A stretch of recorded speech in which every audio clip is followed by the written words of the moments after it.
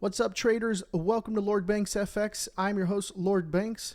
Today, we're going over the top 6 questions that you guys asked, and I promised I would make a video for you guys. So here's that video. Let's jump right into it. I went ahead and wrote out all 6 questions here so you guys can see. I'm going to go over each one individually, and that way you guys can have all the information.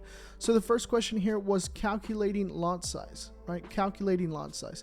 And I'm just going to jump over here to a different chart. That way you guys, I can just have some clean space here to type things out. So how to calculate lot size.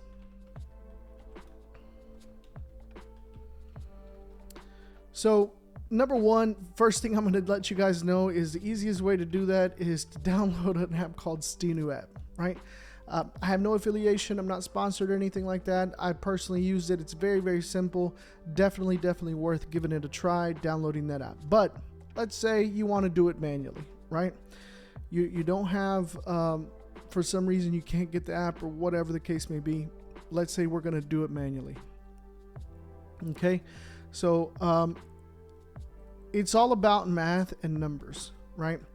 So first of all, you need to know what your account balance is. Okay. Now, just for example purposes, let me put $1,000. Okay. The second thing you need to know is your risk percentage, right? And let's say for this scenario, we're going to risk 1%, right? And the last thing you need to know is what is the stop loss.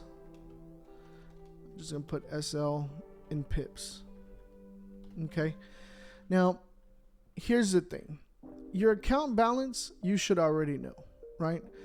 The risk percentage, you should be following your risk management, whatever is stated within your trading plan, whatever trading strategy you're using, whatever risk percentage is appropriate for that trade, right? So I like to always point out recommended 1 to 3%. It's the most traders will stay within that. I've seen some do less, I've seen some do more, so really is up to you. But these two numbers, what my point I'm getting to is that these two numbers are going to be known, right? You're going to know these numbers. Now, the stop loss in pips, this is the number that fluctuates, right? Especially if you're using my the LB breakout strategy. Now, in the breakout strategy, you're waiting for candle closures, so the fluctuation of the pips could differ. But I would say about 20 pips is the average. Now, what I'll tell you guys is that whenever we're looking at a candle and it's moving, right? You can see on the right-hand side how many seconds are left, right? So usually when we're within 5 seconds or so, I like to see, okay, if I'm going to think about buying this and I know my stops are going to be below the previous wick, right? And I'm saying, okay, here's the previous wick. I'm putting my stops below here, right? And then I'm looking at this move, right? A couple of seconds before where it's at, I'm going to set it, right? And I see it moving. And maybe about 2-3 seconds before, it kind of just stalls out. And I know, okay, at that point, this is my what my stop is going to be. And you can see down here, you see it's 20 pips. Well, this is 201 actually, because this is on the daily. So this is 201 pips. Should be 20 pips that I'm referencing, right? Like, honestly, this would be on a smaller time frame. We would be trading the breakout strategy on the 15. So let's just pretend this 200 is 20, right? Just for math purposes. This is when you put your 20 in the math, right? These are the same numbers that the Stenu app is going to ask you for. So once you know those numbers, what do you do? Okay, so you know that your stop loss in pips is going to be 20. You know your account balance is 1,000. You know you can risk up 1%. So the first thing is what is 1% of $1,000? Right? So 1% is $100. Okay. So if you know your total risk is $100, then you know that you have to take your $100 and divide that by 20 pips. Why do we do that? Why do we divide it into 20 pips? Because we know our stop loss is 20 pips, right? So when you do that, you know that each pip is worth what?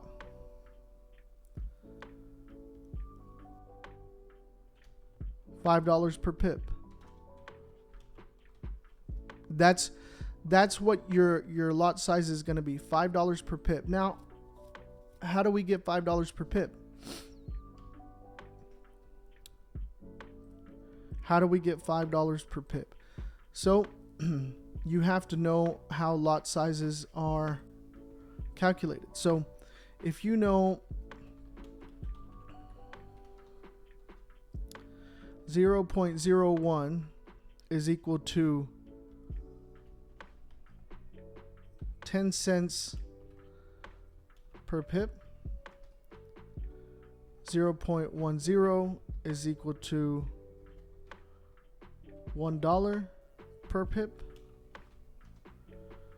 1.0 lot is equal to $10 per pip, 10 lots is equal to $100 per pip. This is just kind of a template here, and you guys can take a screenshot of this, save this, whatever you want to do, but that way you can calculate. Now, if I know that I need to get to $5 per pip, what lot am I going to use? See, this 0.10 equals $1 per pip. If I need $5, I'm going to use 5 of these, right? So then all of a sudden, my lot size for this trade is equal to 0.50, right? Because that's going to be $5 per pip, right? That's going to fit this formula here, right? So if I have $1,000, I'm risking 1%, it's 20 pip stop loss. My risk is $5 per pip, which means my lot size should be 0.50, right? So this is how the math is done, how you calculate it, right? But some of you guys, it may be difficult to actually do that and be scalping and trying to enter, right? It's a little bit easier if you're doing like a swing trading or pattern trading or something like that, where you have a little bit more time to calculate and you can just enter. But the reason I am showing you guys, so you guys can understand the math behind it, right? Like I said, Stinu app, it'll do all the calculation for you. You just enter your account balance, your risk percentage, and then the stop loss in pips. And if you go back and look at some of my live videos, you'll see whenever I'm entering into a trade using the breakout during the London sessions, I'll tell you, okay, it's a 25 pip risk, a 20 pip risk, a 30 pip risk, whatever that pip is, I'm telling you what that pip amount is. And that's the stop loss in pips, right? You can take that and then plug it into the Stinu app and it'll spit out to you what lot size to use, right? But if you want to do the math, here's the math. I would look at this so you can calculate for yourself, you know, whatever you need to plug in, whatever your capital is, whatever your risk percentage is going to be. And then each trade, depending upon how many pips you're risking, right? And then we have the breakdown here of the lot sizes. So that's for question number 1, guys, for how to calculate lot sizes. Now, back testing. So back testing, the question is how do you, or how do you recommend, actually, let me read it to you guys. It says, how should one do back testing? So back testing can be done, I mean, you can do it in TradingView.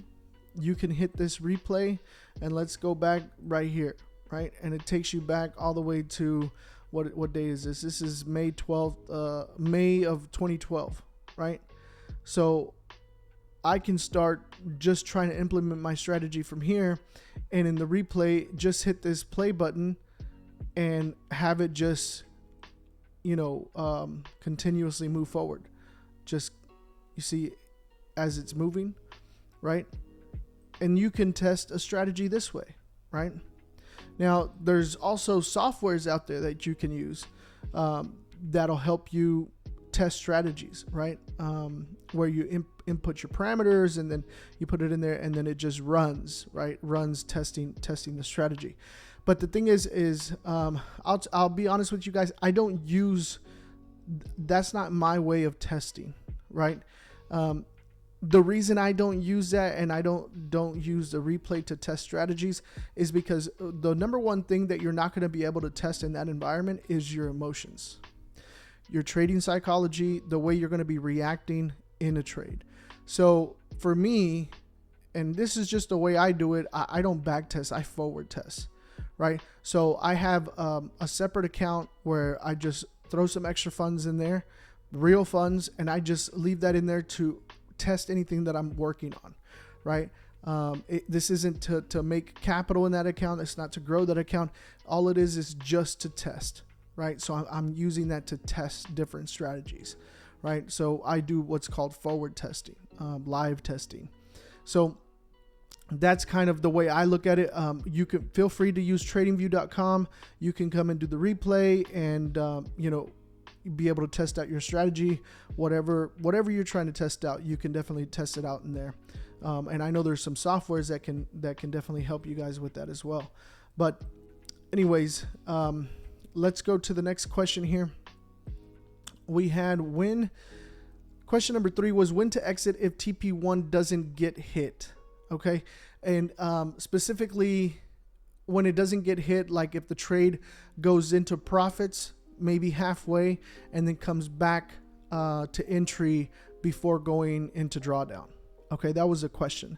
So I'll tell you one thing, guys. If your trade is going into profits and almost getting to TP1, you need to look at a couple of things. First of all, how far away was it from TP1? Was it just a few pips? Was it halfway there or a quarter of the way there? If it was a quarter or halfway there, I would be looking at refining my analysis because something was just, you're almost there, but you need to tweak it. So this is why journaling your trades is very, very, very, very critical for you guys, because when you're looking at this stuff, you can be off just slightly and adjust to get you to the win column, right? Now, if it's a couple of pips away, I would say 2, 3, 4 pips away from hitting your TP1, then you need to consider moving your stops to break even and already taking partials. It could just be, it's not an exact number, guys. It could just be 1 or 2 away. And for me, like I tell you guys in the live, that's just the spread. Like, why would you risk more when it's just the spread amount? Right? So I would take that. I wouldn't even risk it anymore. Just take it, take your money, move your stops to break even, take partials, whatever you want to do. Just make sure you're taking action if it's within those few pips, right? Let's go on to number 4 here. Scaling accounts. Okay. So now the question was, what do you suggest for scaling an account and trade sizes? Example, if we were following your London breakout strategy and risking 1 to 3% per trade with the 20K account, as the account grows, do you just continue with the same risk percentage and end up with bigger trades, or do you withdraw at a certain level and just increase risk per trade with experience to have bigger lot size? If the goal was to be confident enough in the strategy to risk 1,000 to 3,000 per trade, would you only do that with a 100K account, or use an account with less capital and just increase risk percentage and utilize leverage? Okay, so that's kind of a loaded question. I'll tell you this, guys. First of all, you're asking this question because you don't have a trading plan. Because if you did, your trading plan would identify how you're approaching your methodology for the account. Is it an account that you're aggressively compounding? Is it an account that you're just following your trading rules? Is it an account that you're withdrawing weekly? Is it an account that you're just growing and not withdrawing? Like, what is your withdrawal plan, right? So I'm just putting that out there because there's a lot of different ways that this answer could go, right? But what I'll do is I'll go ahead and break down kind of a type of strategy, right, that I would either use myself or I've used in the past, right? So when we're talking about scaling accounts, and I think the reason you asked this question is because of the psychology of the lot sizes increasing while you're gaining, right? So if you're growing your account, your 1% obviously is the lot size is going to get higher and higher as you grow the account. So are you not confident, or are you kind of hesitant to increase your lot size because you're growing the account?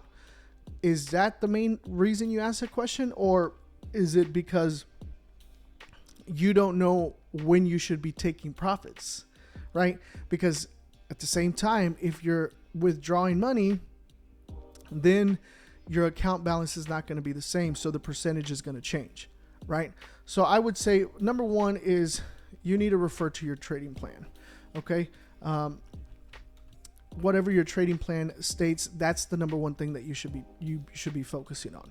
Number two, I'm going to tell you that you should stick to the percentage, right? So if you've grown the account that trading day, let's say you grew it by 5%, and so your next trade, that 1% risk, the lot size is going to be higher. That's what it is. That's what you use. You just scale with a percentage. Okay. Now, the next thing I'm going to tell you is that you need to have a withdrawal plan. This is part of your trading plan. It should be going into your trading plan. And I'm going to give you guys some examples of a trading plan, or a withdrawal plan. So you could withdraw weekly, withdraw bi-weekly, withdraw monthly,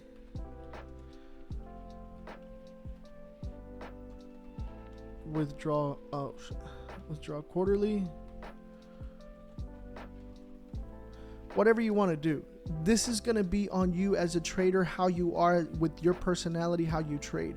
Are you swing trading? Are you holding a trade for weeks at a time, a month at a time? Maybe you can't take weekly withdrawals. Maybe it's better for you to take monthly withdrawals, right? Now, for me personally, I do weekly. Right? I'm trading Tuesday through Thursday. I'm trying to catch my bag, and I'm trying to get paid Friday, right? Because this is something that this is my primary source of income. So for me, it is important that I'm withdrawing weekly, right? Now, if you're starting out and you're focusing, if your goal is to compound and grow your trading account, then you need to create a trading plan with a withdrawal strategy to accommodate that. Okay? Now, let's see. I need to break this up so you guys can see it better.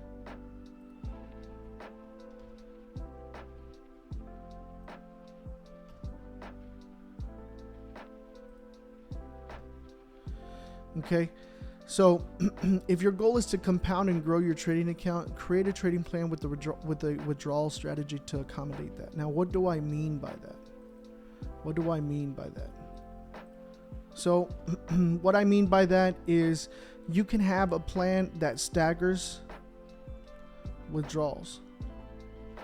let's say you still need to withdraw weekly, but you want to compound your account. So what would you do? I would say week 1, take out 10% of the profits. Week 2, take 15%.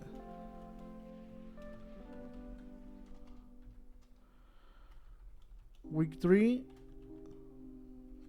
20%.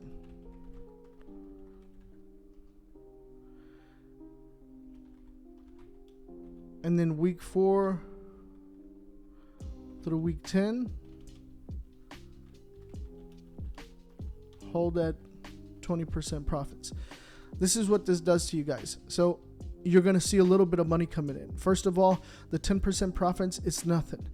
That it's not meant to compensate you. It's meant to mentally, psychologically show you that you're making money, show you that it's a real thing, make you feel that you're actually winning something out of it, right? You do that for the first month till you get to the first 3 months where you're just holding at 20%. After the 20%, maybe you can do a 50%, right?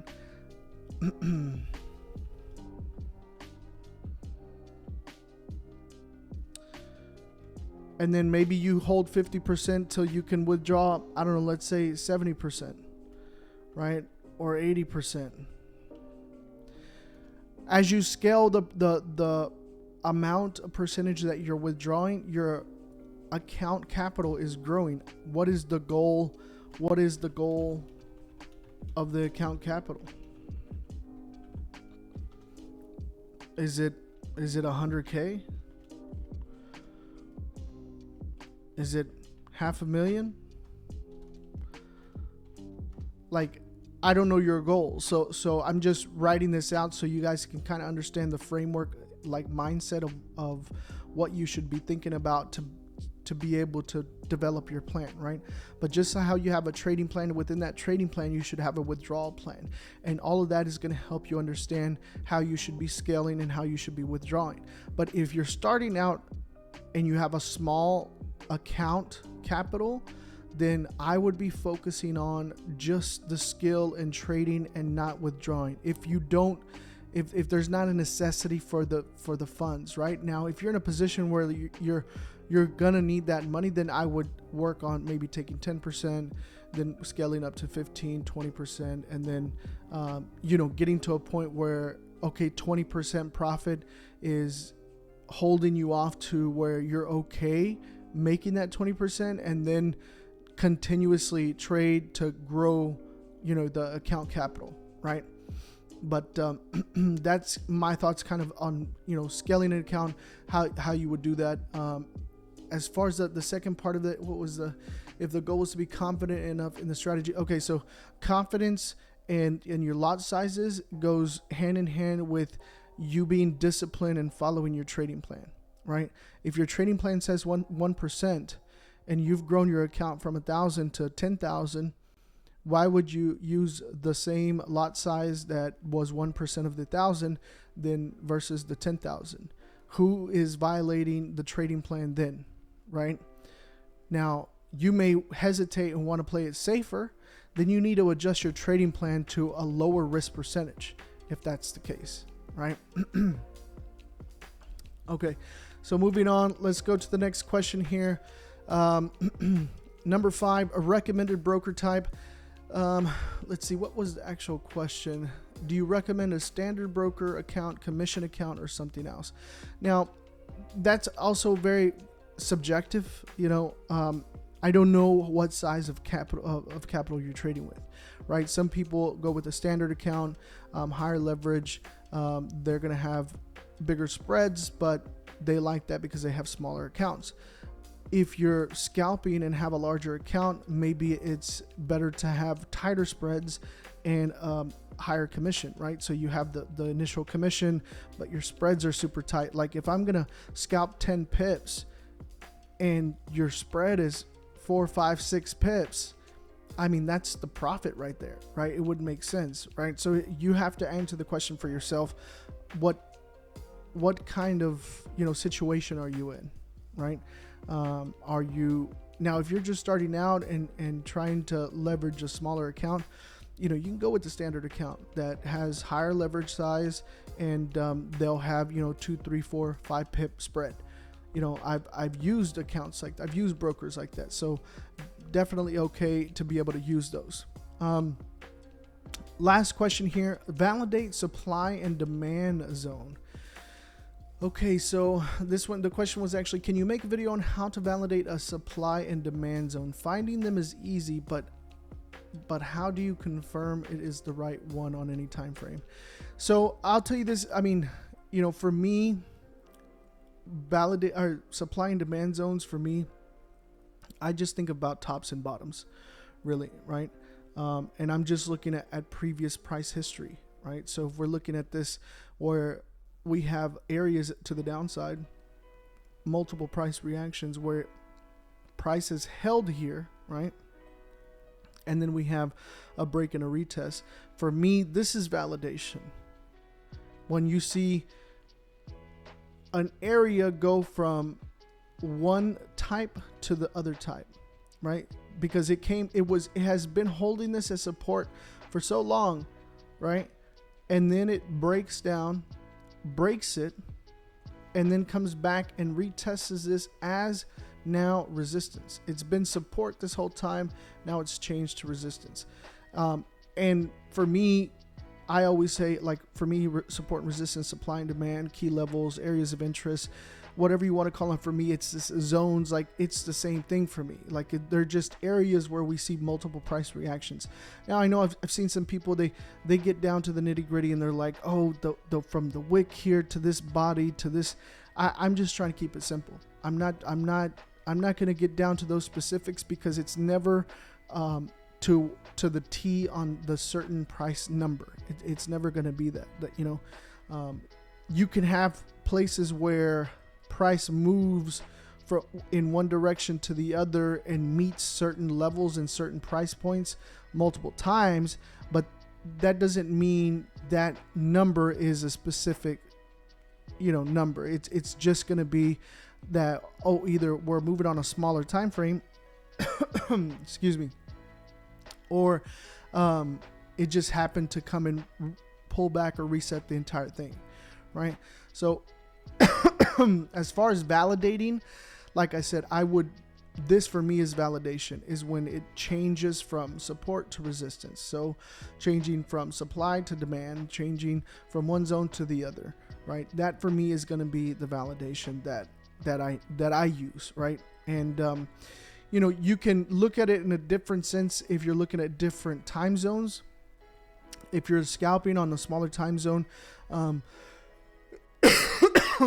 you'll understand that smaller time zones, smaller time frames won't respect as higher time frames, right? A higher time frame is always going to be stronger. As far as the strength of the area that it's coming to meet, it's always going to be stronger in a higher time frame.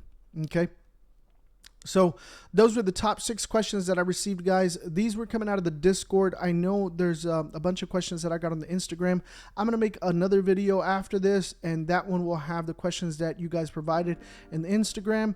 If you have any other questions, make sure you're jumping into the free Discord, free Telegram, following me on Instagram, or comment below on this video if there's anything I left out. If you want some more information on any of these questions, or if you have a question of your own, go ahead, jump in this. And if you enjoyed this, learned something from this, do me a favor, hit that like button, and I'm gonna do everything I can to see if I can be a little bit more consistent uploading these.